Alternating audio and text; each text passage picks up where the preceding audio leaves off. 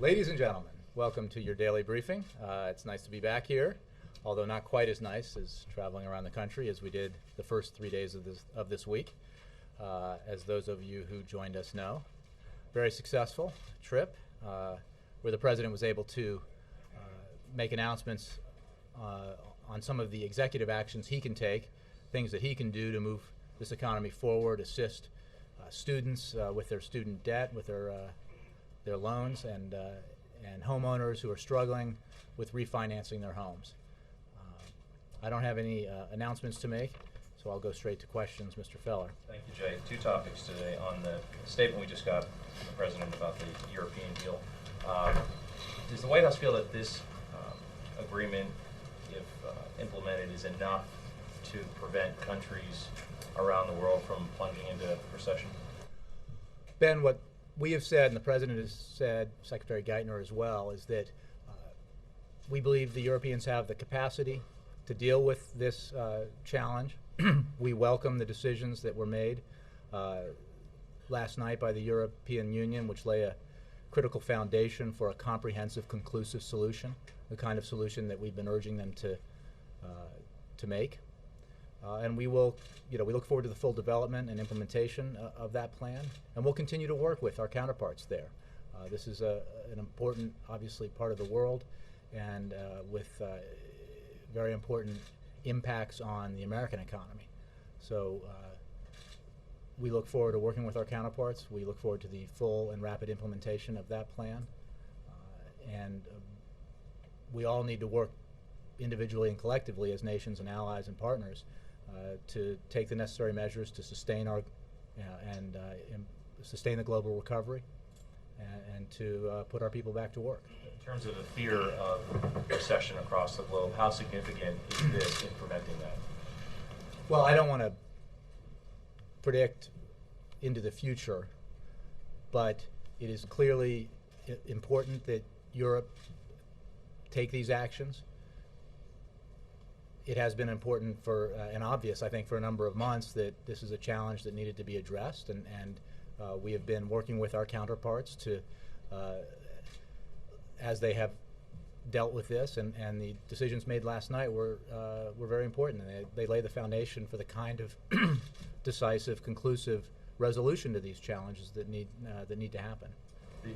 Switching topics quickly to the super committee, Senate Democrats have put out a plan that includes cuts to Medicare and Social Security benefits. Is that the kind of thing the President could endorse? I don't have a specific comment about a plan which I don't think has been put out but has been talked about. What we believe is that the committee needs to act. It has been assigned a goal by the Congress through the Budget Control Act that was signed into law by the President. The President has put forward a plan that represents the sort of balanced approach that he believes is essential to addressing our mid- and long-term deficit challenge and debt challenge.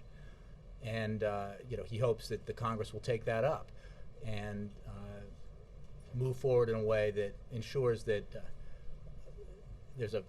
everybody gets a fair shake, that they share in both the prosperity and in the burden here as we deal with our long-term deficit and debt.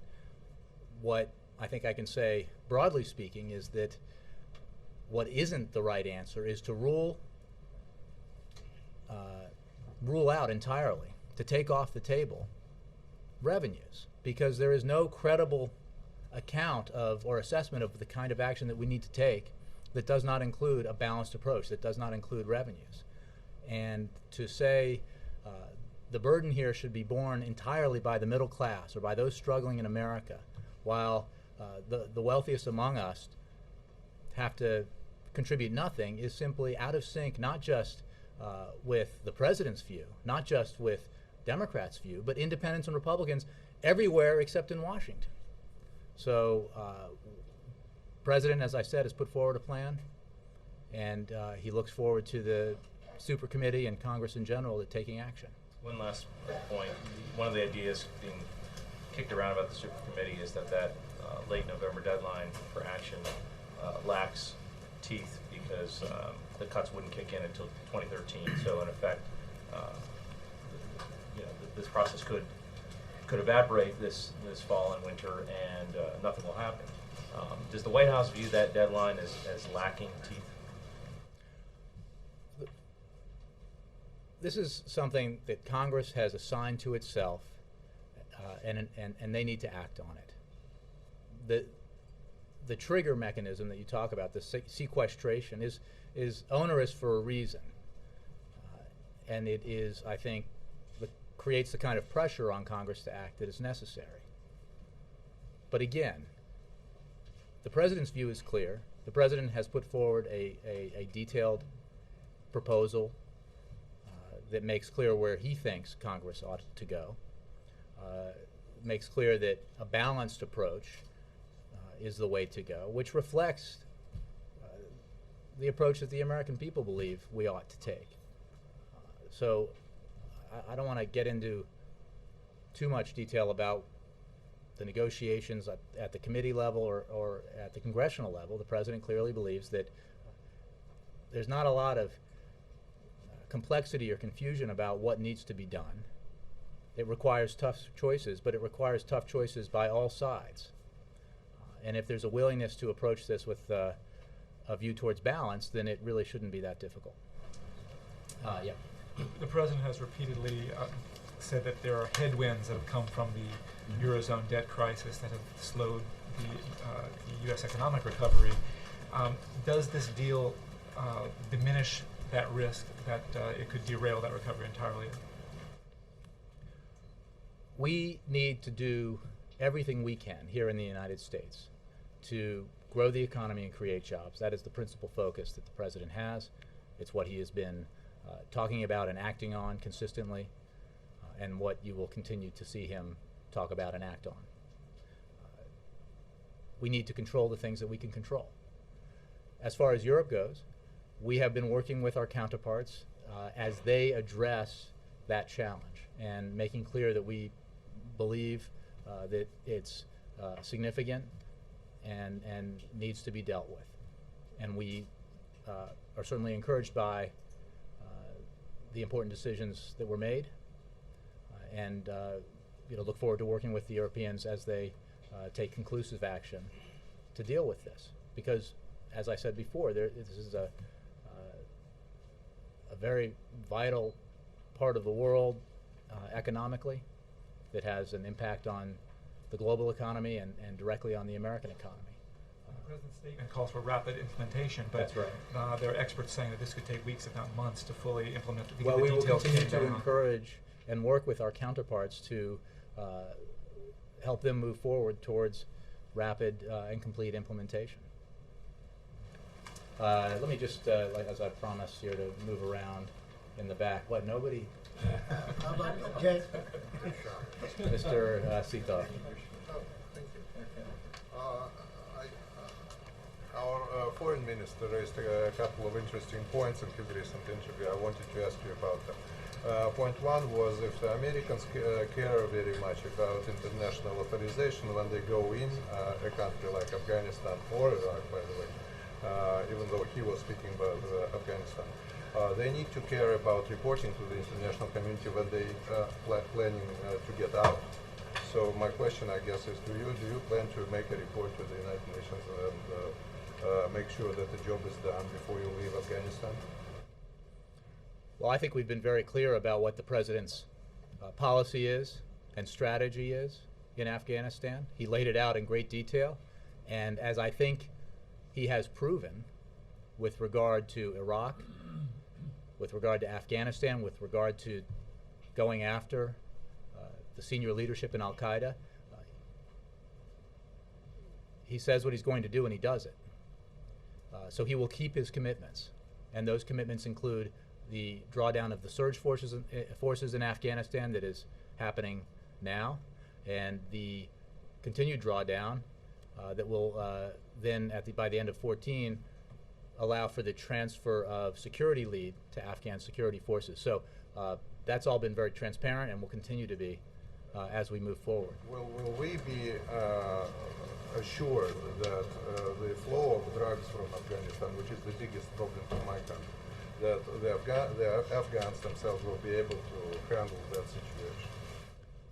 Well, Andrei, what I can say more broadly is that we are working towards a situation in Afghanistan where the Afghan security forces can, with increasing capability, take over the security lead in their country. Now, that's the timeline there takes us through the end of 2014, and I think security can be construed broadly.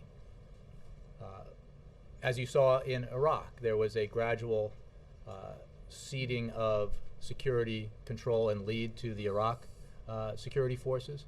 That process occurred over a sustained period of time and was very successful, we believe. And while obviously each country is different in this case, and the circumstances are different, and the timelines are different, we anticipate that we will be able to keep the schedule outlined by the President and keep our commitments and keep both the American people and the international community apprised of the progress we're making and our plans for drawing down. Let me move on, Michael. Has the President seen the footage from Oakland this week of violence between protesters and the police? And is there a concern in the White House or from the President that these Occupy protests lead to violence in some way in the coming months? I don't know that he's seen that specific footage. He certainly is aware of the news in general, and there are TVs on around here and when we travel. We, as the President has said, understand the frustrations that have led to these demonstrations. There's a lot of concern out there about our sluggish economy, the need for it to grow faster, the fact that our unemployment rate is much too high. There's also a lot of concern about the perception that Wall Street, writ large here, acted in a way that helped precipitate the worst financial crisis and worst economic crisis that we've seen since the Great Depression.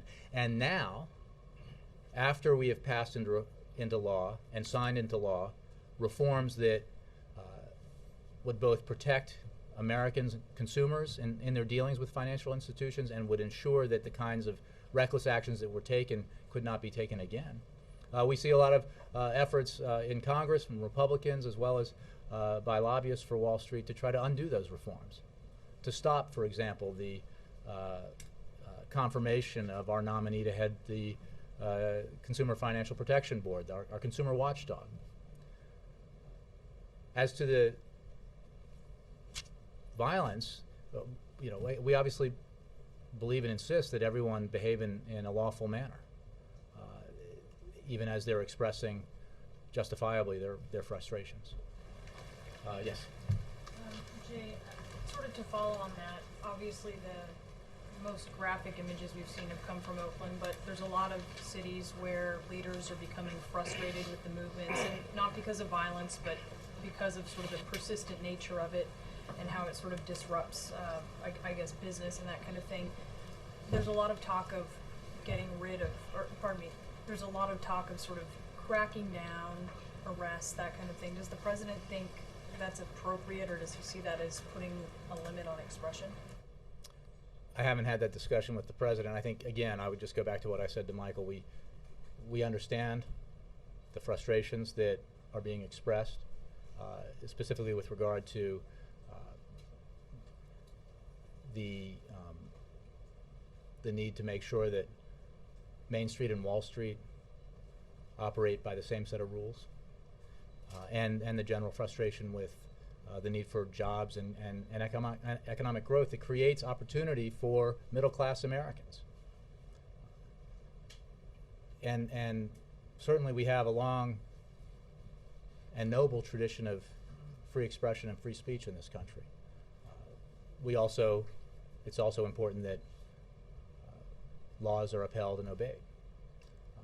But that's a broad view. I haven't had a discussion about specific cities or instances with the President. But aside from lawlessness, just assembling, and obviously in the sheer numbers that we're seeing, it certainly gets in the way Again, of without that. getting into specific decisions by municipalities, city councils, mayors, I would simply say that there is a long and noble tradition in the United States of free expression and free speech.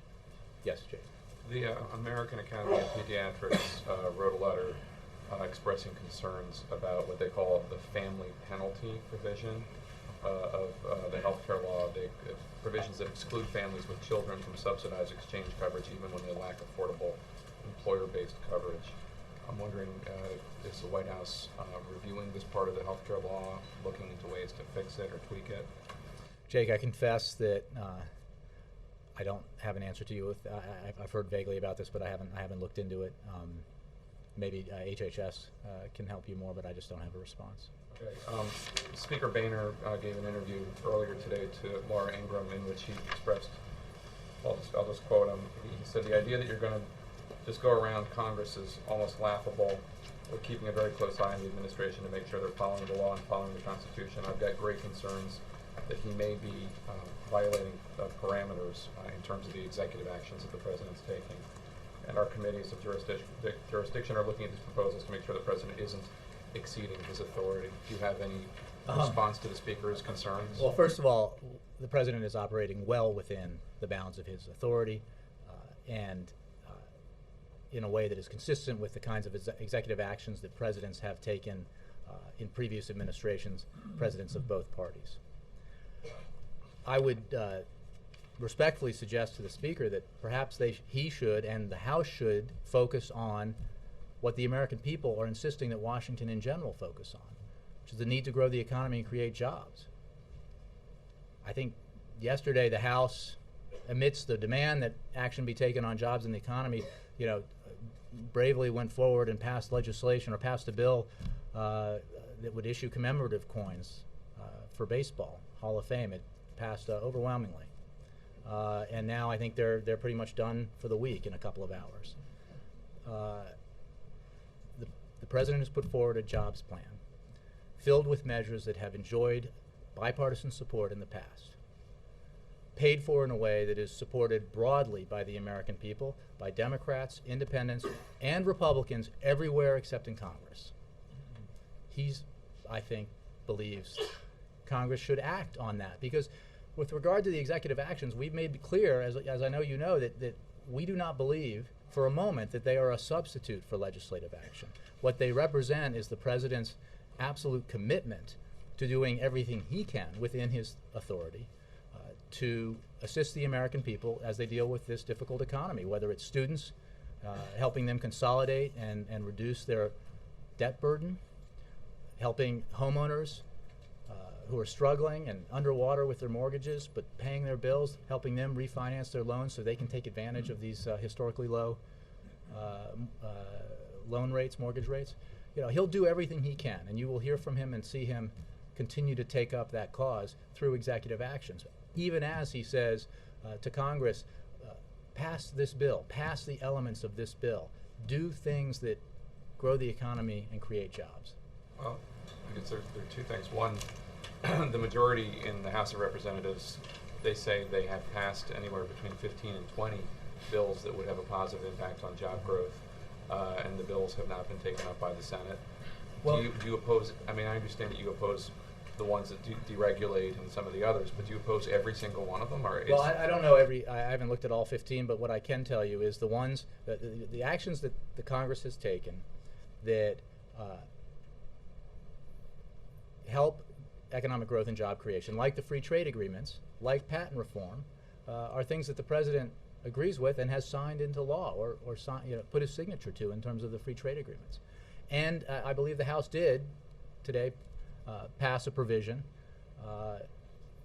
the so-called 3% withholding for government contractors provision today, that this President supported. In fact, it was part of the Recovery Act. It is removing from law, if it gets through the entire Congress, would remove from law a provision that was passed under the previous administration and voted for by Republicans, including the Speaker of the House and the Majority Leader. The President's been for this repeal and would certainly look forward to signing that. So he is working cooperatively with Republicans on the things that they agree on.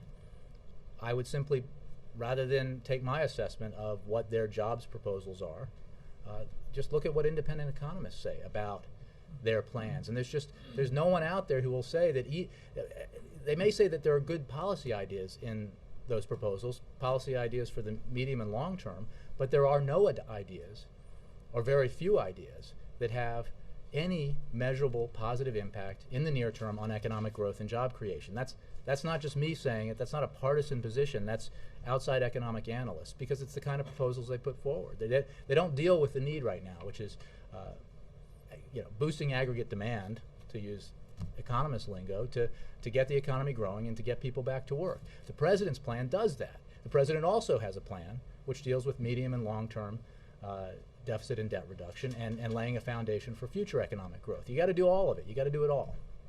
Your bill keeps coming up, first in a whole and now in different bite-sized chunks, as the president put it, and it keeps failing. Well, it keeps being blocked in unison by Republicans. And here's the thing. No. Democrats aren't voting to block it? Wait, 95 to 97% of Democrats have voted for the American bipartisan vote to block it. Well, that is what the Republicans say. There's no question. But when 100% of well, no, but listen, I allow that 2 to 5% of Democrats have voted against this, whereas 95 to 97% have voted for the jobs bill in its entirety and the single provision that's been voted on it so far, and 100% in lockstep of Republicans have voted to block it. Fact is, if we didn't have the Senate rules that pertain now, where everything, even if it's naming a post office, practically needs a filibuster-proof majority, we would only need 50 or 51 to turn these things that are broadly supported by the American people into law. But they're blocked by the Republicans.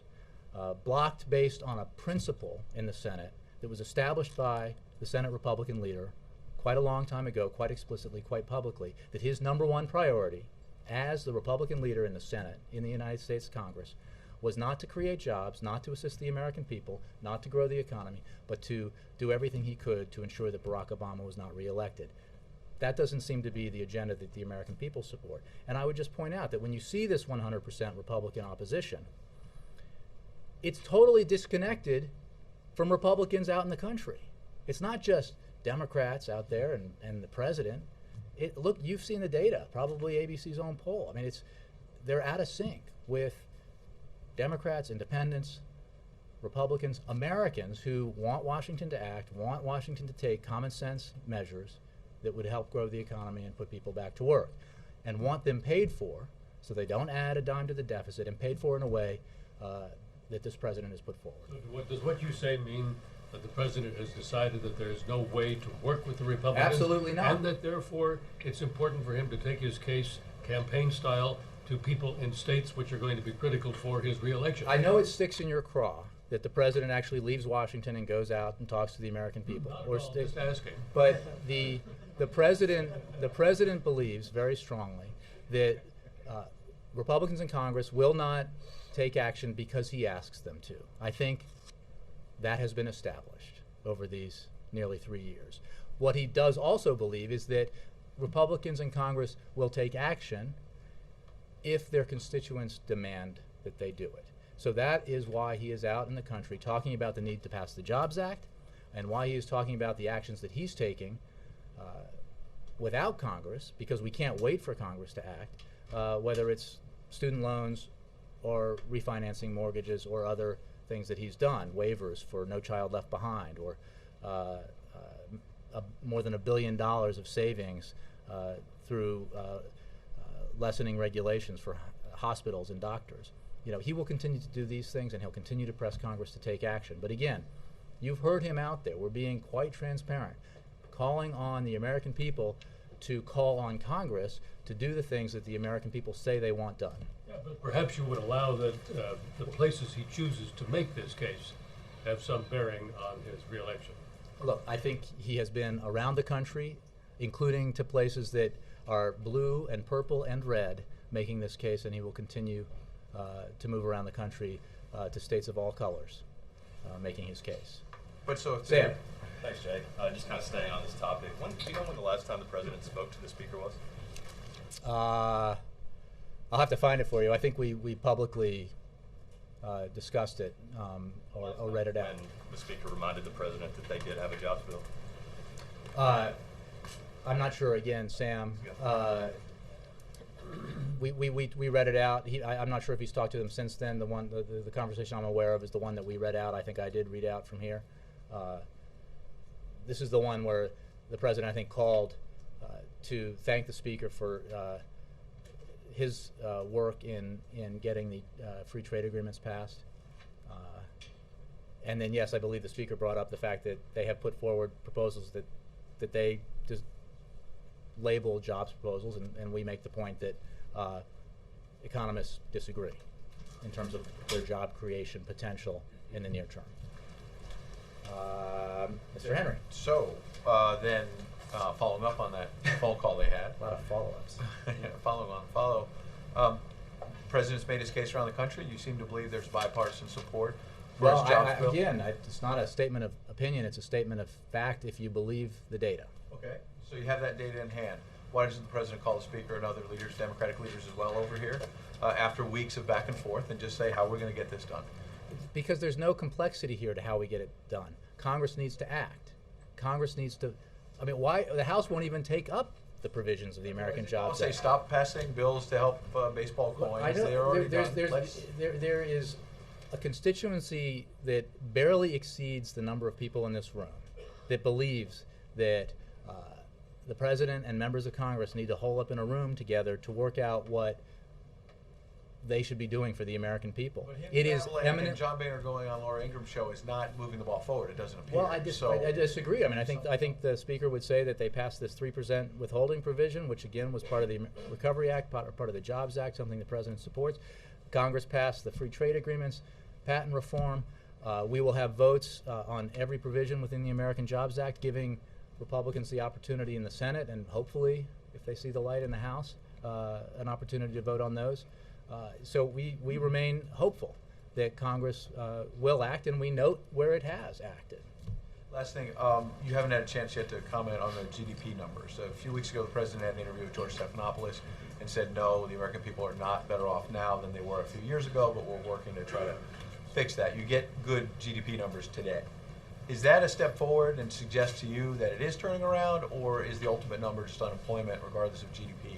2.5% growth may be better than it was the previous quarter, but it is not good enough. Absolutely not good enough. We all speak enough, I think, frequently with economists to know that 2.5% growth does not, while it is positive, is not enough to significantly affect employment. We need to take action to ensure that the economy grows faster and that to ensure that more people get on the job and go back to work. The fact is, without the American Jobs Act, if Congress does not pass any provision within the American Jobs Act, the economic prognosis for next year is growth that is too slow to bring down unemployment. Now, maybe some in Congress think that's okay. We know that the American people, left, right, and center, do not think that's okay. That is why the president believes so strongly that we have to pass the Jobs Act, because outside economists say it would add up to 2% to our GDP. Add that 2% to what might happen otherwise, and you would get, hopefully, the kind of economic growth that could bring down the unemployment rate. And is there any higher priority? You didn't have 50 votes for the American Jobs Act. There were Democrats that voted. We had 51. For cloture, but there were Democrats that voted Well, for we cloture. didn't get it further because the Republicans blocked There were it. Democrats that voted for cloture, like Webb and Lieberman, who said that they were going to vote for cloture, but not for the final bill. There were not a majority of senators for the Jobs Well, Act. look, first of all, it didn't get that far. Had it gotten that far, we are absolutely confident that a majority, if the majority of the United States Senate would support the American Jobs Act, as a broad majority of the American people support it. Yeah.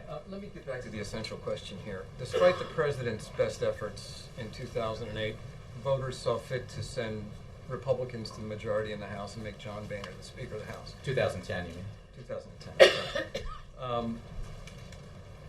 The president sent up legislation. That same House did not see fit to pass it as one piece of legislation. In fact, it didn't even vote on it. Okay. What gives the president the right to do this by executive order? Well, Why not? I think, Why not? Mike, All the things where are that you confused by? He's But- not passing the American Jobs Act Well, he's by bringing out executive. component No, parts he's of it, not. is he not? The executive actions are not pieces of the American Jobs Act. The pieces of the American Jobs Act are in legislative form because they require congressional action. The things he is doing administratively through executive powers are things that he can do. The things that do not require legislative action, so he is exercising that power. What took him so long? He has been exercising his executive authority throughout his presidency to help the economy, to help Americans. I mean, the fact is that it's getting more prominence now because of the obvious to everyone dysfunctionality of the Congress, the obstructionism that we're seeing in the face of what is clearly the #1 priority of the American people. Again, Americans left, right, and center. So, I mean, I've spoken from this podium even since I've had this job about executive actions he's taken, including prior to the refinancing announcement on Monday, the actions he took through executive authority to provide forbearance for the unemployed, to give them a better chance of staying in their homes and paying their mortgages. So he has done and will continue to take the kinds of actions he can as president without Congress to help Americans, to help them deal with this economy, to help them deal with their debt, deal with their mortgages, and through a variety of other measures that he has taken and will take. Okay, and finally, when the new chief of staff came here, I guess it was 6 or 7 months ago, he walked with the president across Lafayette Park to the Chamber of Commerce in an effort to mend fences, to sort of demonstrate that he was rolling back some regulations, unshackling business, to help them in their efforts to get through the recession.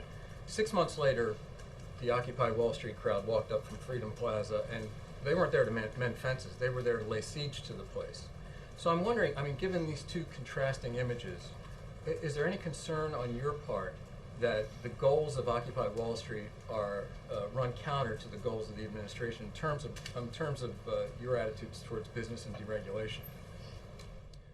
I'll try to fashion an answer that takes into account all the pieces of that question. The president remains committed to taking the kinds of actions that lessen the regulatory burden where it is appropriate to do so. As I just pointed out in my recitation of actions that he has taken administratively prior to this most recent several announcements, we have, through regulatory relief, initiated action that will save more than $1 billion for hospitals and doctors, announced by HHS. I would also point, again, on just starting with the first part, point that I read a report recently in the last couple of days that despite what you might hear from some folks, President Obama has actually issued fewer regulations than President Bush, 43 at this stage in his presidency. And that the overall quote-unquote burden of those regulations is less than under President Bush. Having said that, it is the fundamental mission of this president to lift up, secure, help secure, and give opportunity to the middle class of this country. And the frustrations you're seeing expressed, broadly by the American people, as well as through these demonstrations, are frustrations that he absolutely understands, because they go right to the heart of the problem we're facing, which is economic growth that is too slow and unemployment that is too high. Above all else, his priority is to address those problems. Mr. Press. Jay, on jobs, one of the most important issues facing organized labor these days is issue number 2 on the ballot in Ohio. Comes up November 8th. A yes vote would affirm John Kasich's plan to gut collective bargaining. A no vote, which the unions want, would repeal it. Has the president taken a position on issue 2? Does he plan to? And does he plan to go to Ohio to speak about it? I don't have any travel announcements to make, and I don't have a specific response on the ballot question. I do know that this president strongly supports collective bargaining rights, and you heard him take that position earlier this year with regards to what was going on in Wisconsin. So I can take the question with as it pertains to the Ohio ballot initiative. That would seem to lead to a no on issue 2. Again, it's a fair, Now. again, it's a fair analysis, but I don't want to. I don't want to get ahead of that. Yes. Hey Jay, does the tone of the statement that you all put out about the resolution of this, or attempt to resolve this Greek debt crisis, reflect the tone that the president's going to take to the G20 meeting next week? Yes. Especially the part where he calls for the rapid implementation. As you've noted in so many of your answers today and previously, he and Congress haven't been able to implement any kind of progress on his efforts and theirs. Well, what kind of a position is he going to be in to lecture the Europeans or to ask them to take specific actions that he thinks are right? there is no question that, Peter, that enough has not been done. That is why you see and hear the president talk so passionately about the need to take action on economic growth and jobs and the need to deal with our medium and long-term fiscal challenges. That's why he's put forward proposals for the short, medium, and long term. I would go back to part of your question and take issue with the idea that we haven't succeeded at all with regards to some of these issues. I mean, the fact is the Recovery Act prevented a second Great Depression. It has it did lead to the cessation of economic contraction and a sustained period now of economic growth, albeit too slow. And it has led to 2.5 million private sector jobs being created. Again, not enough, but some progress. Also, working with Congress, this president has, on several occasions, most recently through the Budget Control Act, taken action to cut costs, cut spending, reduce our deficits, and deal with our fiscal challenges. Again, not enough, which is why the president put forward a plan that is far bolder than the minimum requirement that the supercommittee is operating under. But there has been some action taken with regard to this with Congress. So the president's message to the Europeans and broadly to all the members of the G20 is that we need to work individually as countries and collectively together to ensure that we sustain and continue the global economic recovery and to put our people, broadly speaking, back to work. So to what extent does he go there in any kind of a position of strength given the gridlock that is? Well, again, I think I took issue with the idea that while there is gridlock on jobs, we remain hopeful that that will change. And there is gridlock thus far on the current mission of the supercommittee. We are told, or we hear, but those deadlines haven't yet come to pass, that we believe there's possibility that Congress will act and take up a balanced approach to long-term and medium-term deficit and debt reduction. So he carries with him to France the fact that we are pushing our Congress to act on these matters, and he comes as the leader of the largest economy in the world and a great friend and ally of a great many nations. So I think we continue to have a significant leading role to play at the G20 and other international fora. If I could just state a statement real quick. It says, look forward to the full development. Does the of the plan, White House feel like it has enough details of what they I think actually that agree to? work needs to be done. I mean, these are significant, important decisions that were made, and we look forward to sort of the full development of them and then the rapid implementation of them. But in terms of the flow of information, do you guys have a good sense of what was agreed to there? Are you hungry for more details? Well, I think we're satisfied with the fact that we have good communication with our friends and allies and partners in Europe, and but I would suggest you ask the Treasury Department about more detailed communications that might be going on. Yes?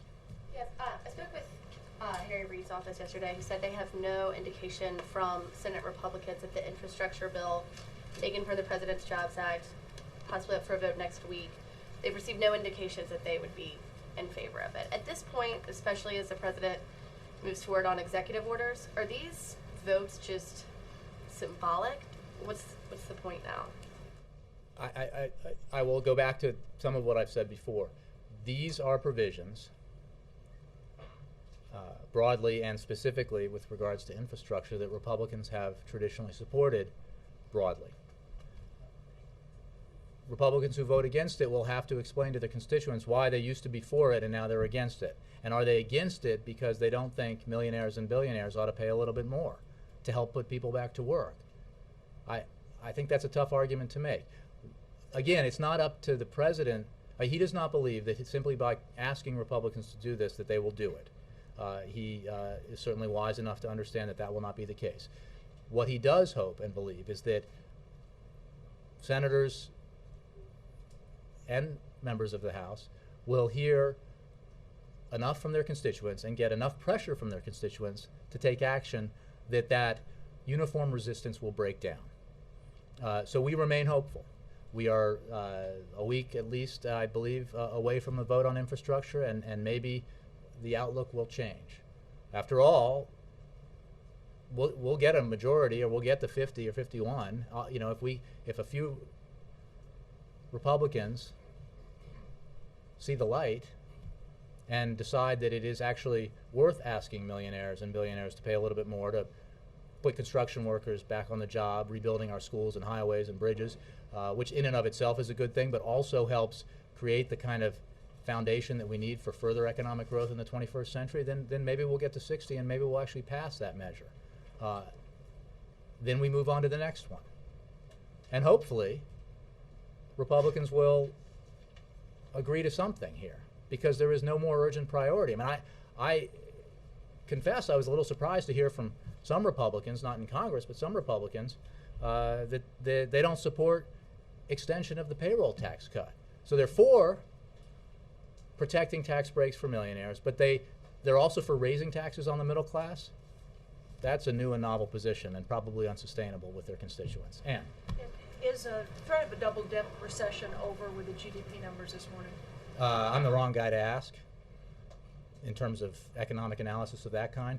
What we know is what I said earlier when I was asked about the GDP numbers, is that 2.5% is better than we had in the previous quarter and the quarter before that, but it is not good enough by a long shot. That's why we need to take action to further boost growth and job creation, because I know enough about economics to know that 2.5% is not enough to bring down the unemployment rate in any sustained way, and we need to take action to put people back to work. So we need more than 2.5% growth. Yes, Paula.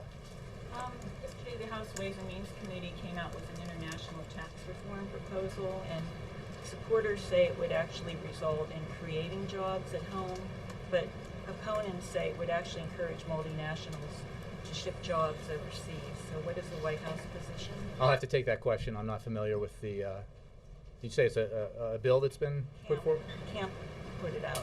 I'll have to look at that. I don't have a reaction to it yet. Yeah. Voice of America. Thank you. And then Chris. Thanks, Jay. Syria, number one, very quickly. Has the president met with Ambassador Ford, assuming he's still here? Are there plans for him to meet with Ambassador? I don't know of any plans. Obviously, the president was out of town the last 3 days. I don't know of any plans to meet him, but I'll check on that for you. Quickly on Iran, Secretary Clinton in a broadcast interview this week said that there seems to be a moving in Iran towards a more military takeover, in effect, inside Iran. I know the president had some comments about the Saudi plot at the press conference, but is that a description that he would comfortably use to describe the political situation in Tehran? Rather than adopt that language, I would simply say that the leadership in Iran is hypocritical with regards to the Arab Spring, and has consistently taken actions that do not suggest that they will fulfill their international obligations. And we are very mindful of that. Alexis, and then Jackie, and then Chris. Sorry, Alexis, Chris, Jackie. Yeah. I just want to clarify to understand. The president's been talking about the Jobs Act for about 6 weeks and been out there around the country. I just want to make sure I understand. You all believe there is evidence that going out there and providing pressure from the outside in is showing some results among the electorate? I want to make sure what Sure, I think so. I mean, there's been polls that demonstrate that pretty significantly. I think another poll that shows how out of sync Republicans in Congress are with the mainstream is the recent one that showed a historic low 9% approval rating for Congress. I mean, I know 9 is a popular number in the Republican Party, but this can't possibly be the kind of 9 that they want. 9999. Now, I think at some point, we certainly hope that the pressure that is mounting out there will be felt by members of Congress who seem to be content to deal with commemorative coins for Hall of Fame baseball players, which is something I support, but not ahead of creating jobs or growing the economy. So, yes, we believe there is progress being made. So what is the risk, in the president's view, what is the risk to those Republicans if they are ignoring what you believe is very evident? They have to answer to their constituents. They're here because they were elected to serve the people in their districts and states. And, you know, again, you only have to look at what those people are saying all around the country to know that there is great dissatisfaction with the dysfunctionality in Congress, with the failure of Congress to address the concerns that the American people have. And that kind of pressure from the grassroots up is the kind of pressure that usually gets Congress to act. Hopefully it'll be so this time. Chris. Actually, amid all this talk about jobs, LGBT Americans are particularly concerned about their own job security because of the lack of federal non-discrimination protections. Right now, it's currently perfectly legal to fire someone for being gay in 29 states and fire someone for being transgender in 35 states. The President has endorsed legislation that would institute federal non-discrimination protections, but does the administration see this problem as part of the larger jobs issue? Well, look, I mean, you mentioned what the President has endorsed, and he believes that the LGBT community should absolutely not be discriminated against with regards to jobs or anything else. So but there is a broad problem that affects all Americans, and that is 9.1% unemployment and 2.5% GDP growth, which is good, but not nearly good enough. So he is focused on doing what he can to take measures that will help the economy grow and create jobs. But the President, I think this is a problem. Why wasn't this issue addressed as part of the American Jobs Act? Why isn't he talking about this problem as he makes a case about jobs all over the country? Well, I mean, the President's out there making the case about jobs broadly every day, much apparently to the annoyance of some folks in Congress. But he will keep doing it. And he will keep doing it unless and until every American who's looking for a job gets one. And if that doesn't happen, then you'll continue to hear him talking about it. As I said, Jackie, sorry. Jackie. Can you describe how the President gets his information about the Occupy Wherever movement? Is it become institutionalized as a part of any briefing as it's spread? Are there people designated to sort of stay on top of it, to try to talk to people associated with it? That last part, not that I'm aware of, and the President gets his information about it through you. I mean, there's substantial coverage about it, and the President, sorry to the folks in the front row, doesn't watch a lot of TV news, but he does read a lot of news, and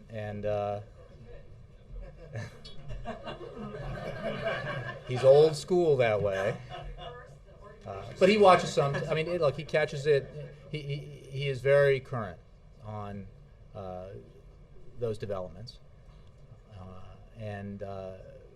but there's no organized or mechanized way that those issues are brought to him because they're right there, obviously, in front of him when he reads the newspaper or on his iPad or catches it sometimes on the television in the outer oval. Keeping tabs on things.